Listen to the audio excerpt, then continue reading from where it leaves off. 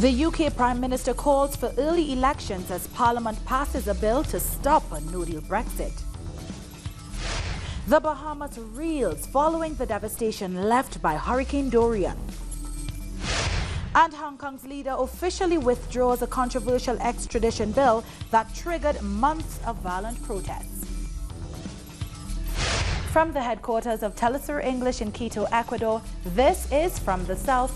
I am Doris Polo.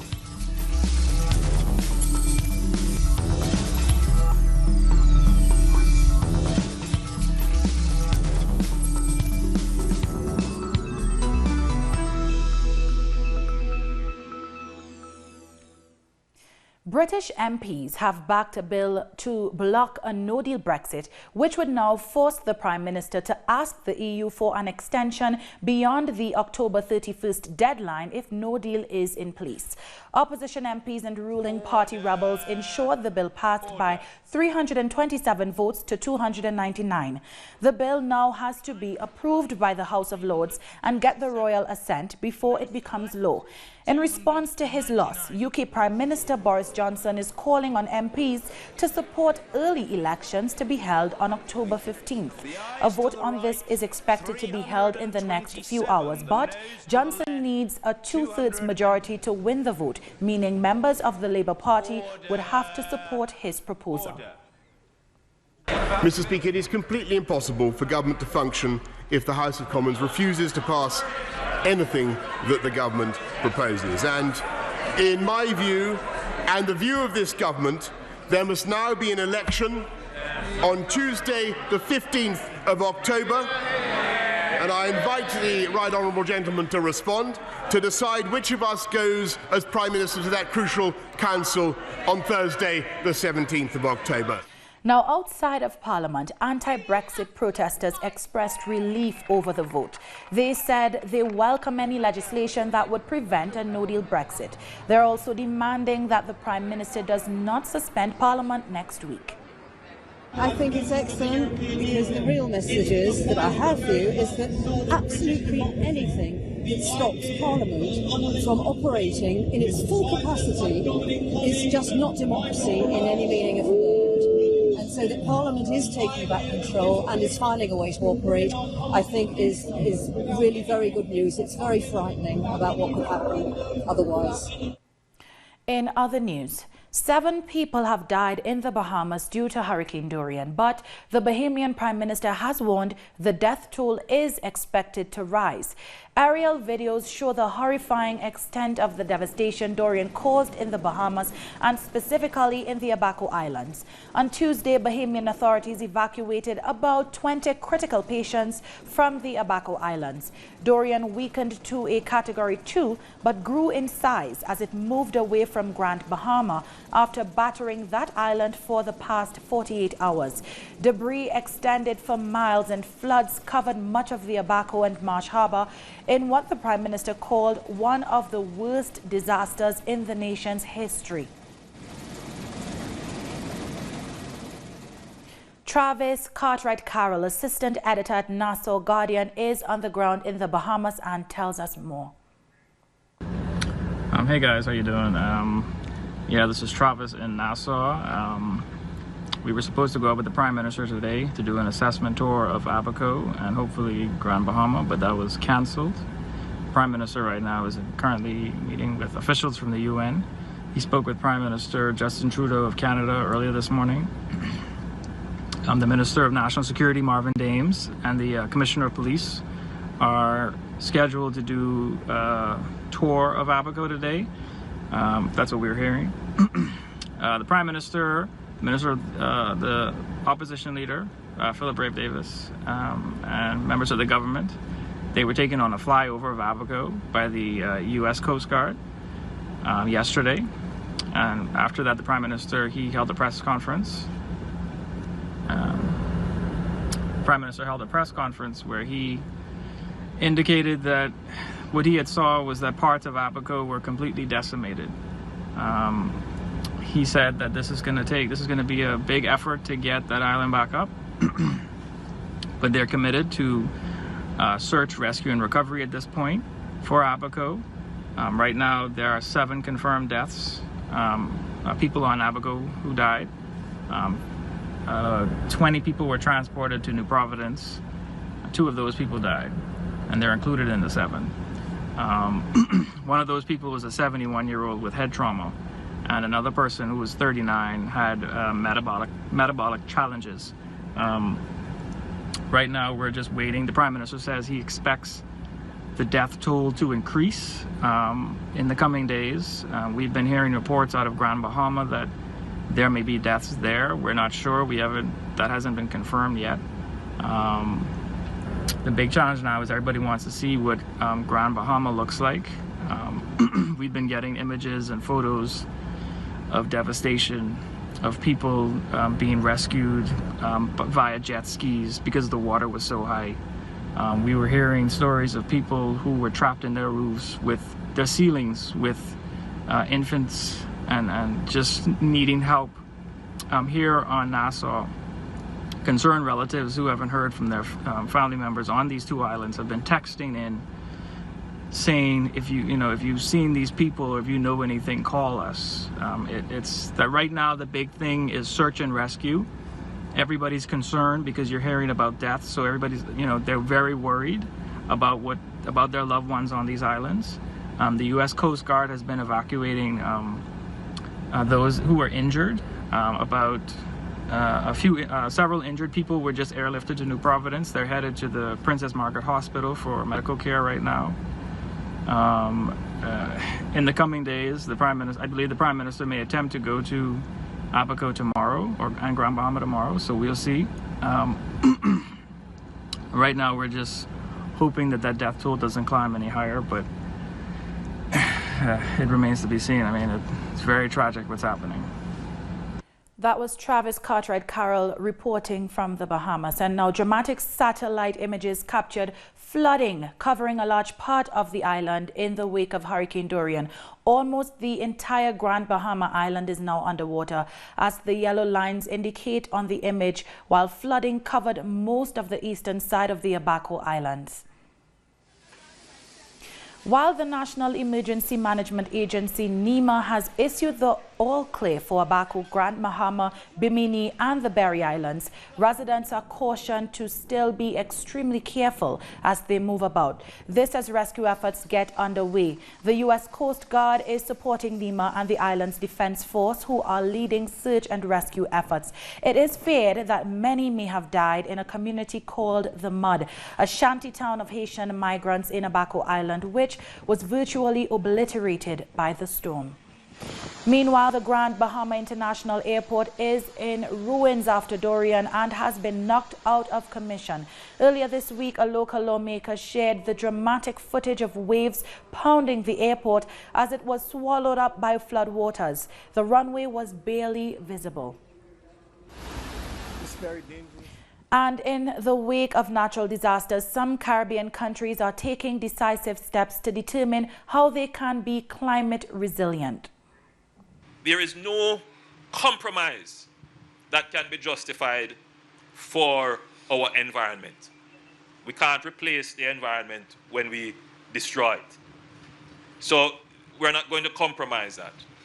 But what we do know is that the country stands a better chance of withstanding climate events and indeed preserving the environment when we have more of our infrastructure being planned than unplanned. CARICOM Chairman and Prime Minister of St. Lucia, Alan Chastanet, is pleading with the Caribbean region and the international community to rally in support of the Bahamas. Chastanet also pledged CARICOM's support. Expressing sadness over the destruction, he recalled that at the last CARICOM summit held in St. Lucia in July, heads of government considered options for financing member states' actions to build resilience to the effects of climate change. He says this will be at the top of the agenda in the coming months. Meanwhile, the Caribbean Tourism Organization has activated its Hurricane Relief Fund to assist the archipelago. Middle-income countries. After devastating the Bahamas, Dorian is now moving northwards towards Florida's coast, and Floridians are already feeling the effects of the storm's wrath. It has already begun lashing the state's east coast with heavy rain, strong winds and waves slamming into the shore of Jensen Beach. 9 counties in Florida have issued mandatory evacuation orders. As of 10 a.m. East Coast time, the slow-moving storm is continuing its long crawl toward the southeast United States, now about 140 kilometers from the Florida coast, with slightly weakened winds. It is expected to turn towards Georgia and the Carolinas later this week.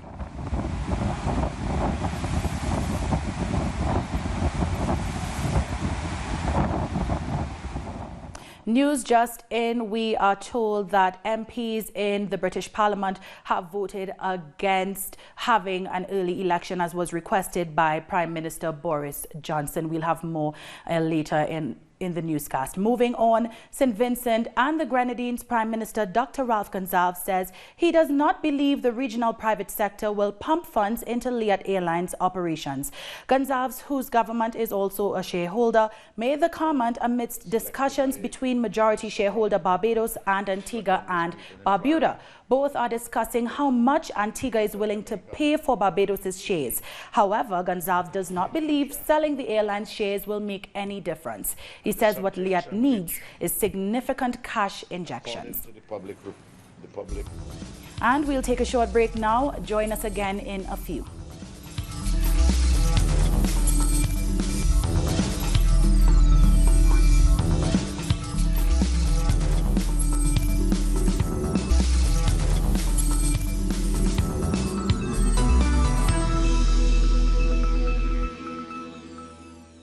Welcome back. According to environmental activists in Brazil, increased encroachment by agriculture and illegal mining has contributed to the destruction of the Amazon rainforest. Activists believe most of the wildfires currently ravaging the Amazon have been set on purpose to clear land for agricultural use. On top of this, the anti-environment rhetoric of far-right President Jair Bolsonaro has encouraged such activities since he came into power in January. About 80% of the fires have been put out after burning for over a month. There are some laws here called the agrarian regularization that allow someone who has occupied land for a certain amount of time to carry out ranching, farming, cattle raising activities. That gives them a right over those public lands. So there's a time when that restricts the ability to protect the environment. And there are times like now, with the economic crisis, when they think that you have to let people work and that you have to let them harvest wood, you have to let them farm, raise cattle at any cost, even at the cost of destroying the forest. The rainforest in the Peruvian Amazon is losing 150,000 hectares every year. The damage to the ecosystem is irreparable, and scientists say that if this deforestation continues, Peru could have no water at all within 10 to 15 years. Indiscriminate logging and illegal mining are the main reasons for the disappearance of 150 hectares of forest in Peru. According to the National Forest and Fauna Services, the country lost $1 billion between 2012 and 2017 as a result of lost carbon stocks in the Amazon forest.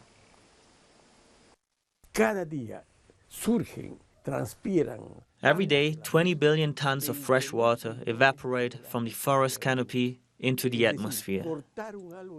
That means cutting down trees is a crime, because that water is what brings rain to the Andean mountains and the coast. Scientists, including Ricardo Guisé, who is the Minister of the Environment, say that if this continues in 10 to 15 years, there will be no water in Peru.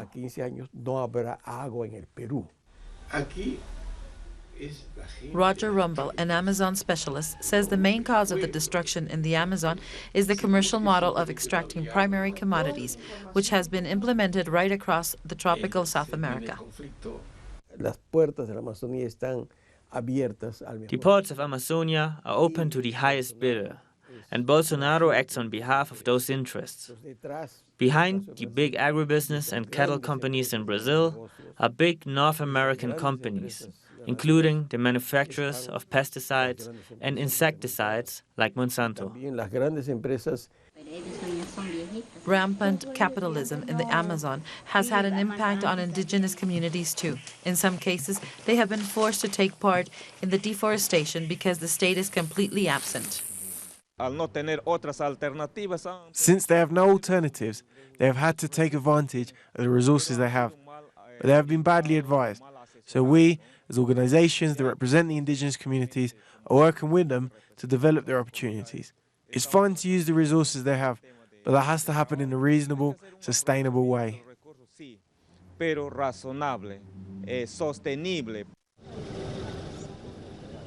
Scientists and environmentalists agree that the preserving of the forest is a question of life or death for the survival of the ecosystem and the human race. On September 20th, people across the world will be calling for the entire Amazon to be declared a conservation zone.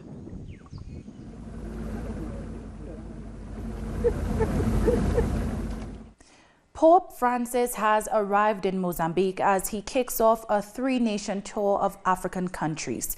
Hundreds gathered at Maputo's airport to welcome him, chanting, "Viva to our Pope Francisco, you are welcome to Mozambique, prophet of reconciliation." The Pope is expected to discuss the country's fragile peace process, the devastation caused by 2 cyclones earlier this year, and the upcoming general election. He will also visit Madagascar and Mauritius during his tour. It is with a lot of happiness that we're here to receive Pope Francis. Last time he was here, I was a child, 6 years old. Today I'm older and I'm feeling hopeful about this visit. He comes at the right moment, where the country has just signed a peace agreement that brings hopes to all Mozambican people. 2 bodies burnt beyond recognition have been discovered inside gutted shops in Johannesburg in the aftermath of looting at the Pan-Africa Mall. The grim discovery was made while rubble and debris was being removed from the location. Police say 5 people were killed and at least 189 have been arrested so far during the violence that flared up on Sunday and spread.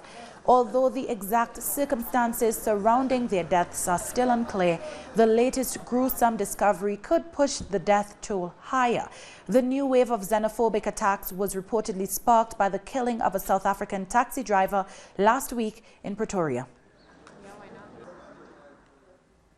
The presidents of Rwanda, Democratic Republic of Congo and Malawi have boycotted the World Economic Forum on Africa hosted by South Africa in the face of ongoing looting and burning of small businesses owned by African immigrants. Our correspondent Matuba Malachi tells us more.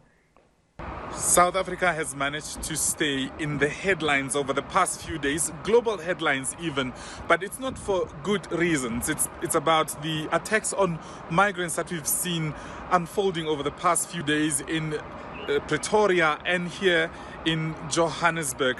And it has also caused some political rifts among leaders here on the African continent. There is a World Economic Forum taking place in Cape Town, and it was supposed to be attended by most African leaders, but we know that the president of Malawi and the president of the DRC is among the presidents who pulled out of coming into South Africa for that very important meeting. And President Paul Kagame of Rwanda is also one of the presidents who pulled out of coming to South Africa for the World Economic Forum.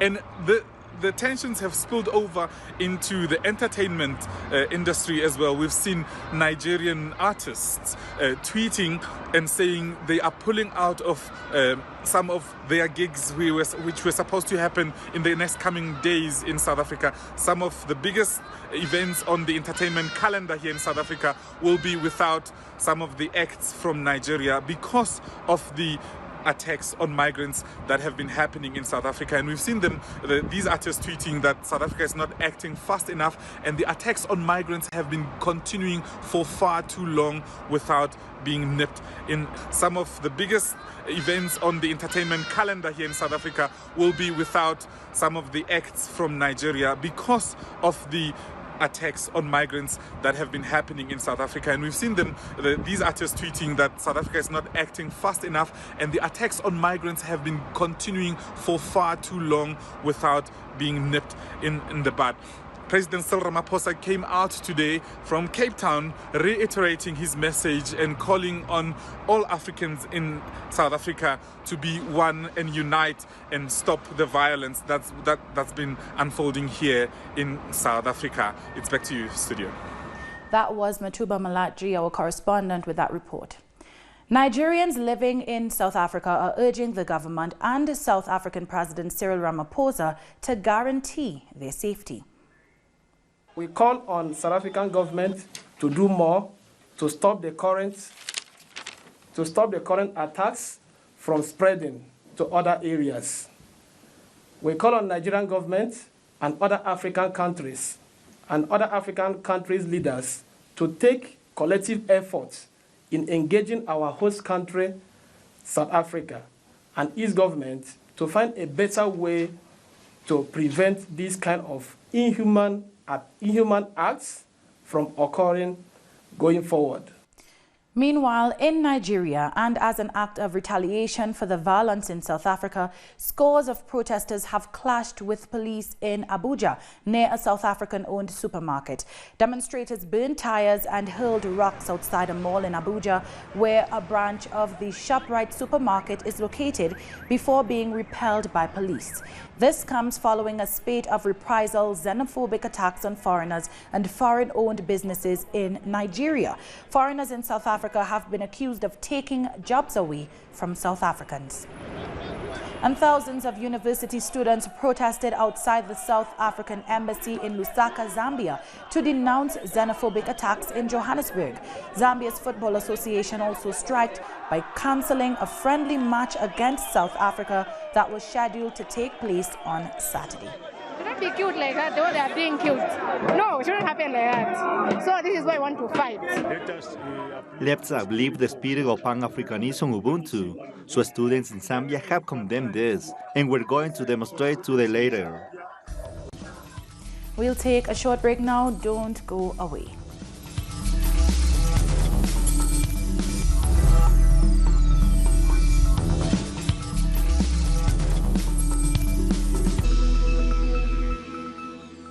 Welcome back. Hong Kong has formally withdrawn a controversial extradition bill which triggered months of violent protests. Hong Kong's chief executive said the move is intended to put to rest public concerns. The bill would have allowed the extradition of suspected criminals wanted abroad, including Taiwan, Macau, and mainland China, in hopes of preventing Hong Kong from becoming a safe haven for criminals. Citizens held massive protests when the bill was first introduced, but they quickly devolved into chaos with the help of a right-wing local media tycoon who has close ties to hardliners in Washington, D.C. This has led to controversies. The government of Special Administrative Region will officially withdraw the bill and eradicate the worries of people. The security chief will propose a motion to withdraw the bill after the legislative meeting is back. All the people of Hong Kong, the lingering violence is damaging the very foundation of Hong Kong because a small group of people is trying to challenge the principles of one country, two systems by damaging the properties of the central government based in Hong Kong, burning and damaging national flags and emblems. This action is pushing Hong Kong towards a highly dangerous situation. At least 23 people have been killed and a further 16 injured in a large explosion at a fireworks factory in northern India. The explosion on Wednesday caused the building to catch fire and collapse in Batala, a town in Punjab state outside of New Delhi. Rescuers were fighting the blaze and searching for further survivors. Local authorities warned that the death toll could rise. Shifting gears now, Iranian President Hassan Rouhani says the government will announce a new step in scaling back its nuclear commitments by Thursday. But President Rouhani also says that talks with European signatories are moving forward. Regarding many of the points, we are closer to each other. However, we disagree on many items. We have not arrived at the final step. We have designed a framework together with the French. for the 5 months left from now until the end of this year. That brings us to the end of this news brief. You can find these and many other stories on our website at telesurenglish.net. And join us on social media, Facebook, Twitter, and Instagram. For Telesur English, I'm Doris Polo. Thank you for watching.